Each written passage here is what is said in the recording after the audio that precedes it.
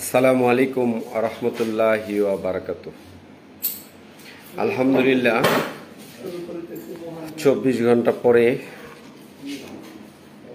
দুনিয়ার সকল ব্যস্ততার পরেও আমরা নিয়মিত 3টা লাইভে যুক্ত হলাম। আমাদের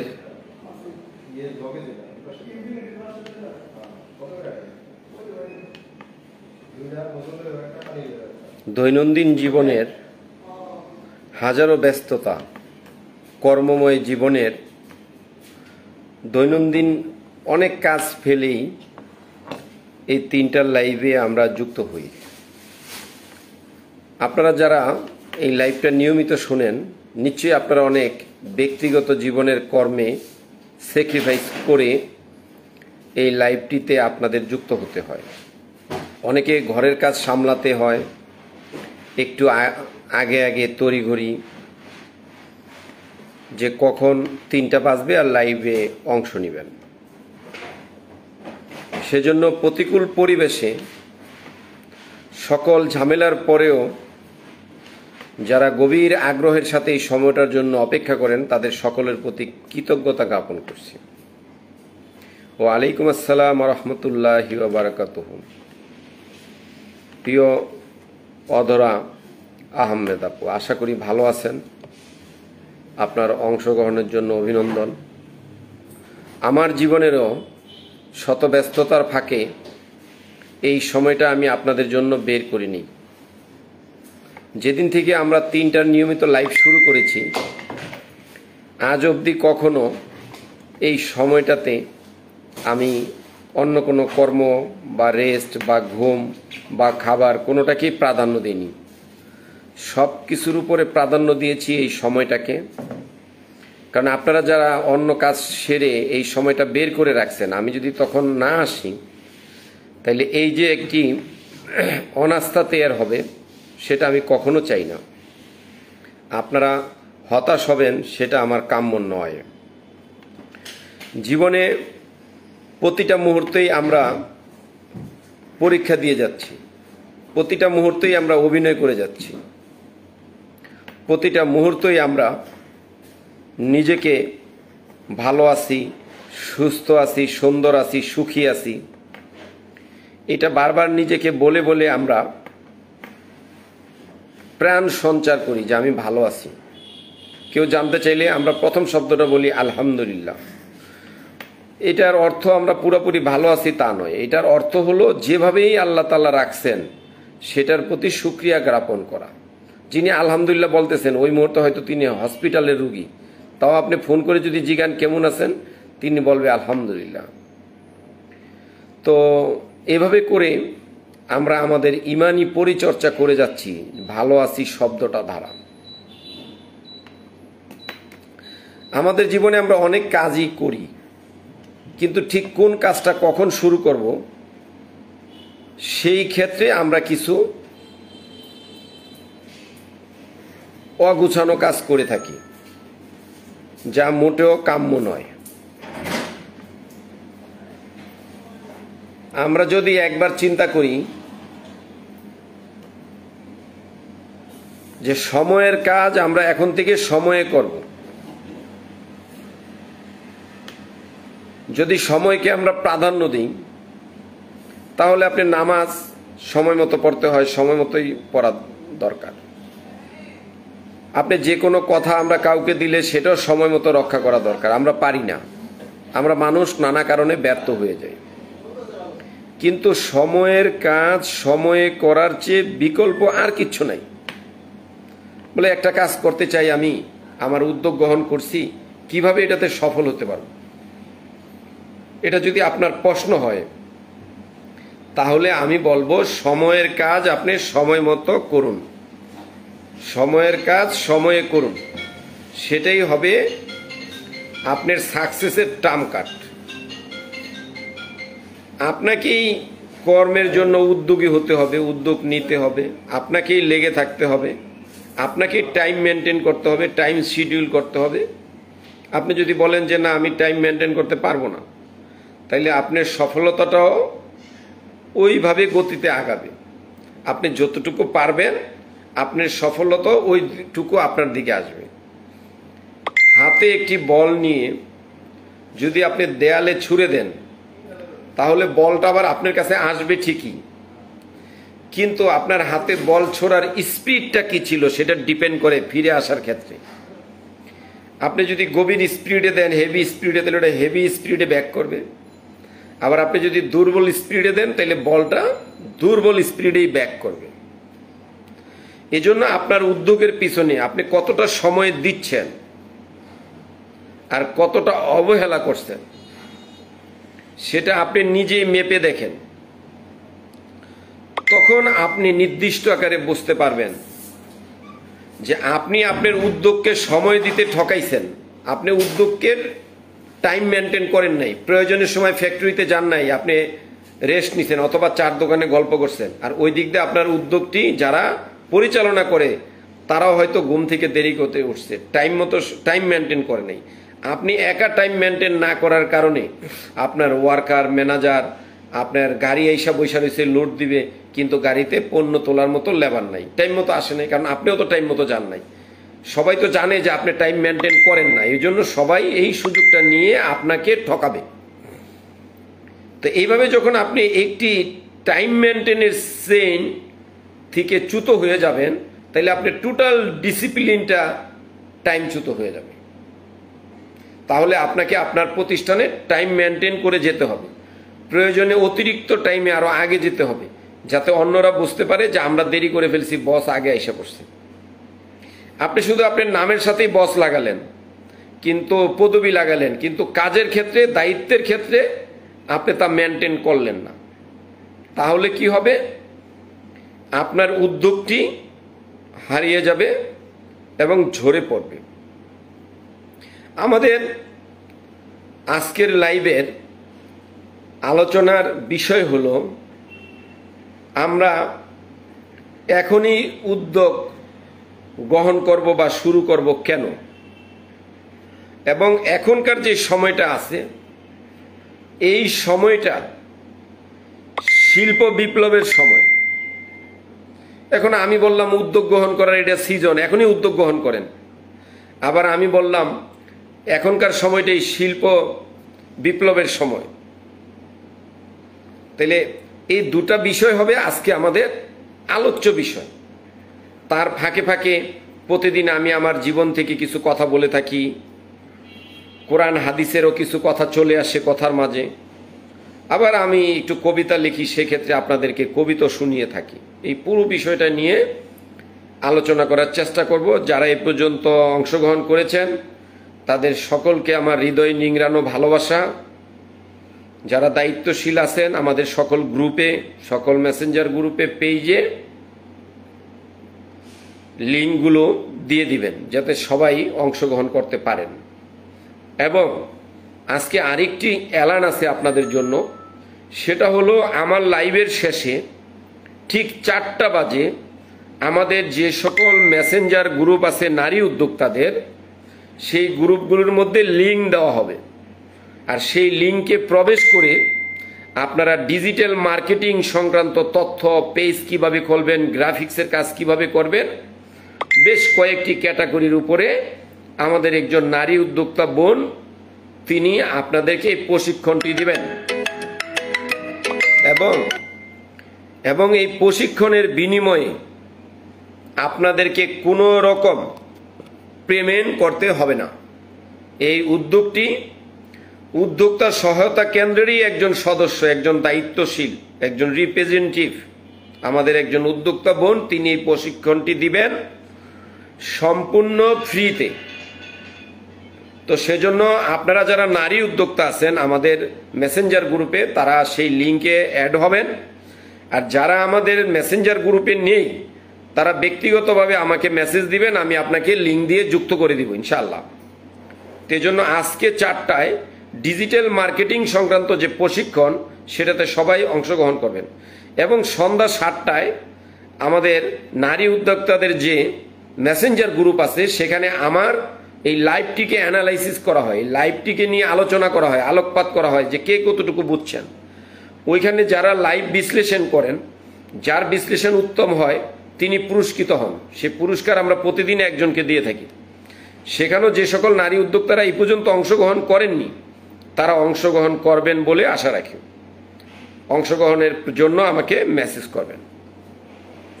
এ পর্যায়ে আমি বলতে চাই, এখনই আপনি কেন উদ্যোগ গ্রহণ করবেন? যেমন ধরেন, সদরঘাট থেকে আপনি যদি চাঁদপুরে যেতে চান, সেখানে বড় বড় স্টিমার আছে যেগুলো বরিশাল যায়, চাঁদপুর যায়। ওগুলো সদরঘাট থেকে ছেড়ে যায়, মাঝপথে মুন্সিগঞ্জ থামে, চাঁদপুর থামে, এরপরে এদিকে বরিশালের দিকে চলে যায়। তখন এমন একটা সময় আসলো যে যখন দেখা গেল এই বড় বড় জাহাজগুলো যাবে, যে যাওয়ার সময় সে বিভিন্ন সময় বড় বড় জায়গা থেকে তেল নিয়ে যেত। এখন আজকে যাওয়ার জন্য তার পর্যাপ্ত তেল নাই, তেলের আমদানি নেই। অথবা দেখা গেল যে এই বড় জাহাজওয়ালারা স্ট্রাইক করছে যে আমরা আগামী 7 দিন জাহাজ চালাবো না। মানে নানাবিধ কারণে অনেক সময় এরকম হয়ে যায়। যেমন ধরেন, আজকে হরতাল, ঢাকা, চিটাগং, সিলেট রোডে, রাজশাহী রোডে কোথাও গাড়ি চলবে না। তখন আমরা অনেক সময় এরকম করতাম, আমি যখন সিলেট যেতাম, যে রাত্র ঠিক 12টা থেকে 1টার মধ্যে ইত্তেফাকের মোড়ে, ওইখানে ইনকেলাব, ইত্তেফাক, বিভিন্ন পত্রিকার প্রাইভেট কার, মাইক্রোগুলো চলে যেত দ্রুত গতিতে সিলেটের মুখে। তো হরতালের দিনও রাত্রে, কালকে হরতাল, আজকে যদি রাত্রে 1টা বাজে আমি ইত্তেফাক মোড়ে যাই, তাইলে ভাড়া একটু কম বেশি আমি কিন্তু ওই প্রাইভেট কারে অথবা আমি ওই মাইক্রোতে করে অনায়াসে সিলেটে চলে যেতে পারতাম। তো ঠিক কি হলো ব্যবস্থাটা, যে যখন বাস বন্ধ, স্ট্রাইক করছে, তখন বেশিরভাগ আপনার টেম্পু চলে, সিএনজি চলে, ছোট ছোট গাড়িগুলো চলে, রিক্সা চলে, কিন্তু বড় বাস স্ট্রাইক করছে। আর ওই সিএনজি ওলা, ছোট ছোট প্রাইভেট বা রিক্সাওয়ালারা মনে করে এটা তাদের ঈদের মতো, চাঁদাতের মতো ইনকামের একটা সোর্স, যে কদিন স্ট্রাইক থাকে ওই কদিন তাদের ইনকামটা বেড়ে যায়, দ্রুত গতিতে তারা লাভবান হতে থাকে। আবার ওই জাহাজ যখন যাচ্ছে না, তখন আপনি যদি ছোট ট্রলার থাকে ওটার মধ্যে উঠান, লঞ্চে গেলে মানুষ যেত 60 টাকা ভাড়া দা চাঁদপুর, এখন যদি কোন 200 টাকা, তাহলে 200 টাকায় উঠবে। এখন আপনি জায়গায় পৌঁছে যেতে পারবেন এবং এই পথ সম্পর্কে আপনি আরো অভিজ্ঞ হয়ে উঠবেন, কিভাবে চাঁদপুরে ছোট ট্রলার দিয়ে যেতে হয়, কিভাবে স্পিড বোটে যেতে হয়। আপনি পথ চিনে গেলেন, তারা স্ট্রাইক করলো কিন্তু আপনি পথ চিনে গেলেন। তো ঠিক বিভিন্ন সময় বিভিন্ন বড় বড় কোম্পানিগুলো অনেক সময় শ্রমিক সংকট, অনেক সময় শ্রমিক স্ট্রাইক, নানাবিধ কারণে অনেক সময় তারা থেমে যায় বা একটু স্লো আকৃতিতে চলে, অনেক সময় ঠিক মতো বেতন পায় না দেখে স্লো আকৃতিতে চলে। তো এই মতো অবস্থায় যে যার জব নিয়ে আসে, যে যার বড় বিগ বিজনেস নিয়ে আসে, কিন্তু আপনি তো বেকার, আপনার তো উদ্যোগ নেই, অথবা আপনি তো খুব ক্ষুদ্র উদ্যোক্তা, কিছুদিন আগেও আপনার উদ্যোগে লস খেয়ে গেছেন, এখন আপনি উদ্যোগই ভুলে গেছেন গা, আর আমার উদ্যোক্তা জীবন শেষ। এখন আপনি ধরে নিতে পারেন এই সময়টা অনেকটা ওই যে কিছু লঞ্চ চলে, কিছু চলে না। লঞ্চ দরকার চাঁদপুর যেতে 50টা প্রতিদিন, কিন্তু যদি যায় 10টা, আরো 40টা শর্ট, তাইলে আপনি কিছু ট্রলার, কিছু স্পিড বোট ছাড়লে আপনি প্যাসেঞ্জার পাবেন। গাড়ি স্ট্রাইক করছে, আপনি কিছু সিএনজি, কিছু প্রাইভেট, কিছু রিক্সা আপনি সুযোগ পাবেন। তো বর্তমান অবস্থাতে আপনি, আমাদের দেশের মানুষ অর্গানিকের উপরে খুব চয়েস, যে কোনো মেডিসিন ছাড়া খাবার খেতে চায় মানুষ, তেল, হলুদ, মরিচ, নিত্য প্রয়োজনীয় যা কিছু আছে বাজারের সবজি সহ। আপনি দেখবেন বড় বড় বাজারে, ঢাকায় পাওয়া যায় বাংলাদেশে প্রচলিত সকল লাউ, কদু যা কিছু আছে, সিম, পটল, আলু, এগুলো রাইখা খুব একটি দামি কোটি টাকার গাড়ি নিয়ে গ্রামের রাস্তা দিয়ে একটা গাড়ি আসতেছে, পাজারো প্রাইভেট। তো আসার সময় কি করে, ওই গ্রামের পাশে কয়েকটা টুকরি নিয়ে বসে আছে, মানে একজন কৃষকের কয়েকটা ধুন্দুল হইছে, এটা নিয়ে বসে আছে, 2টা লাউ কেটে না বসে রয়েছে, যে কৃষক সেই বসে আছে। তখন দামি গাড়িটা থামাইয়া ওই সবজিটা তার গাড়ির পিছনে করে ঢাকায় নিয়ে আসে, কেন? সে ন্যাচারাল, সে মেডিসিন চয়েস করে না। অথচ আমাদের বাজার মেডিসিনের সয়লাভ। আমাদের উচিত ছিল ক্রেতা যা চায় তা দেওয়ার জন্য, কিন্তু ক্রেতা যা চায় না আমরা জোর করে তা দিচ্ছি। কেন আমরা জোর করে মেডিসিন খাওয়াচ্ছি ক্রেতাকে? সে যদি জোর করে মেডিসিন খাওয়াই তাহলে তার ভিতরে তো কুবুদ্ধি আসবে, সে তো দুর্নীতি করবেই। আমরা যদি তাকে ভালোটা খাওয়াই তাহলে সে তার ভিতর থেকে এনার্জি ভালো আসবে, দুর্নীতি করতে সে চিন্তা করবে। এই জন্য উদ্যোক্তাগণ, এখনই আপনাদের কাজ করার সময়। কারণ এখন ধরেন দুর্নীতি নাই, সিন্ডিকেট নাই, স্ট্রাইক। তাই এখন যখন কোনো ধরনের সিন্ডিকেট নাই তাহলে আপনার তো সুযোগ। সিন্ডিকেট থাকলে তো আপনার সুযোগ দিত না। অনেক সময় দেখবেন রাস্তার কোনায় কোনায় সিন্ডিকেট থাকে। কিভাবে? ধরেন এক জায়গায় সিএনজির স্টেশন, ওইখান থেকে সিএনজি ছাড়লে ওই স্টেশনে একটা টাকা পায়। এখন আপনি একটা খালি সিএনজি যাচ্ছেন, আমি যদি আপনাকে থামাই আর আপনার কাছে উঠতে যাই, তাহলে ওইখানে যে কজন সিএনজি আছে ওরা এই সিএনজি আলারা আটকায়, যাইতে দিবে না। কারণ কি? বলে এখানে লাইনে সিএনজি আছে, ওটাতে প্যাসেঞ্জার যাইতে হবে। মানে আমারে নামায় দিয়া আপনার গাড়ির থেকে ওদের লাইনের গাড়িতে আমাকে উঠতে হবে, এই আপনার সিএনজিতে আমাকে উঠতে দিবেন। এটা একটা সিন্ডিকেট। কিন্তু এখন বর্তমানে আপনি যদি রাস্তায় বের হন, কোনো সিন্ডিকেট নাই, যেখানে যে গাড়ি যেভাবে সিগন্যাল দেন যেতে পারতেছেন। তো ঠিক উদ্যোগ, ব্যবসা বাণিজ্যের ক্ষেত্রেটাও এখন এরকম। আপনি যেখানে যে বিজনেসটা করতে চাইবেন, বড় ব্যবসায়ী আপনার ঘাড় মটকাবে না, আপনাকে চাপা দিবে না। আপনি ছোট ট্রলার নিয়ে যাচ্ছেন, বড় জাহাজ আপনাকে ঢেউ দিয়ে ডুবিয়ে দিচ্ছে, এখন কেউ ডুবাবে না। তো এই জন্য এখনই আপনার উদ্যোগ গ্রহণ করার মুখ্য সময়। এটা হলো আমার একটি আলোচনার বিষয়ের। এখন এই পর্যায়ে আমি এটা সমাপ্তি টানলাম। দ্বিতীয় আলোচনা, শিল্প প্রতিষ্ঠার জন্য এখন একটি বিপ্লবী সময়। বিপ্লব যেমন 1800 সালে সারা পৃথিবীতে মানুষের লেবারকে কমানোর জন্য মেশিন সৃষ্টি হয়েছে। আবার সেই 1800 সালে কি হয়েছে? ওই শতাব্দীতেই মে দিবস হয়েছে, যখন পৃথিবী ভরা হাজার হাজার শ্রমিকের কাম একটা মেশিনে করে ফেলে, তখন পৃথিবীর শ্রমিকরা আন্দোলন শুরু করছে। তখন কি হয়েছে? মে দিবস হয়েছে, শ্রমিক আন্দোলন হয়েছে যে মেশিন আমরা মানি না। তো এখন যেই কাজটা মেশিনে করতে পারে 100 জনেরটা একটা মেশিনে, তখন তো শ্রমিক বেকার হয়ে যায়। তখন এটা মে দিবসের আন্দোলন হয়েছে। তো যুগে যুগে প্রযুক্তি আসবে, আমাদেরকে এগিয়ে যেতে হবে তথ্যের মাধ্যমে, মেশিনারির মাধ্যমে, ইন্ডাস্ট্রিজ। আমরা মেশিন যখন পৃথিবীতে চলে তখন আমরা কাজ করব কেন? তখন আমরা মেশিন বানাবো, মেশিনই বেচবো, এটাই তো দরকার। আমরা বিভিন্ন ধরনের মানুষ দুর্নীতির সাথে থাকে, বিদেশ থেকে বিভিন্ন ধরনের অপ্রয়োজনীয় পণ্য উৎপাদন আমদানি করে। এগুলো না করে আমরা আমাদের প্রয়োজনীয় পণ্য আমদানি করতে পারি, তাইলে তো আমাদের দেশটা উন্নত হয়। আমাদের এই দেশে প্রচন্ড পরিমাণের দেশপ্রেমী মানুষ আছে, ভালো মানুষ আছে। হাতে গোনা মুষ্টিময় কিছু মানুষ মন্দ, যাদের ভিড়ে, যাদের প্রচার বেশি, যাদের ভিড়ে মনে হয় এই দেশের মানুষ সব খারাপ। আসলে সব খারাপ না।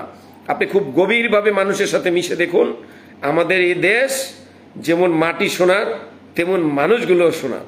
কিন্তু এর মধ্যে কিছু ভাইরাস আছে, সেটা আপনি মোবাইলকে চেক করে যেভাবে ভাইরাসটা ডিলিট করেন, এইভাবে যারা ভাইরাস জাতীয় মানুষ আছে, মন্দ মানুষ সমাজে, তাদেরকে আপনি ডিলিট করেন। এরপরে দেখবেন যে আপনি একটি পরিচ্ছন্ন জায়গায় চলতেছেন। আপনি ফেসবুক চালাচ্ছেন, আপনার কাছে অপ্রয়োজনীয় অচয়েজের অনেক ছবি ভিডিও চলে আসতেছে, সেই আইডিগুলোকে দেখে দেখে ব্লক করে দেন। এরপরে আবার চালাইতে থাকেন, দেখবেন যে একেবারে স্বচ্ছ সুন্দর চালাচ্ছেন। আবার যখন ওরকম হবে আবার ওইটা ডিলিট করে দেন, ব্লক করে দেন, আপনি দেখবেন আবার সুন্দর চালাচ্ছেন। এই মুহূর্তে আপনি মাইন্ডে যা যা চিন্তা করবেন, কিছুক্ষণ পরে ফোন টিপলে দেখবেন ওই জিনিসগুলোই ফোনের মধ্যে চলে আসছে। ফোনও আপনার কথা আনা, আপনার ভিতরের কথাটা, আপনার মনের চিন্তাটা বুঝতে পারে। তাহলে চিন্তা করেন আমরা কতটা প্রযুক্তি নির্ভর হয়ে গেছি, এবং প্রযুক্তি আমাদের মাইন্ড সেট আপটা কিভাবে নিয়ে নিছি। প্রযুক্তি তার ছাড়া যেরকম টাওয়ার থেকে মোবাইলের মধ্যে আসে, ঠিক মোবাইল থেকেও আমাদের ব্রেনকে অ্যানালাইসিস করতে পারে যে আমরা কে কখন কি চাচ্ছি। তো এখন শিল্প বিপ্লবের সময়। কেন? অনেক সময় এরকম হইতো যে আপনি কোনো একটা অনুমোদনের জন্য, কোনো একটা লাইসেন্সের জন্য আপনি দিনের পর দিন অপেক্ষা করতে হইতো, আপনাকে নানান শর্ত দিয়ে জর্জরিত করা হইতো। সেগুলোর কারণে আপনি একটি শিল্প গড়তে ক্ষতিগ্রস্ত হয়ে যেতেন। এরপরে আপনি জেনুইন কাগজপত্র আছে কিন্তু আপনি লোন পাচ্ছেন না, মানে নানা ধরনের জটিলতায় আপনাকে প্রবলেমে ফেলা হতো। লোন পাইতে গেলে আপনাকে ধরেন 10%, 8%, 5% তাদেরকে দিতে হবে। আর নাহলে তারা লোনের সিগনেচার করবে না, আপনি ফাইল পড়ে থাকবে।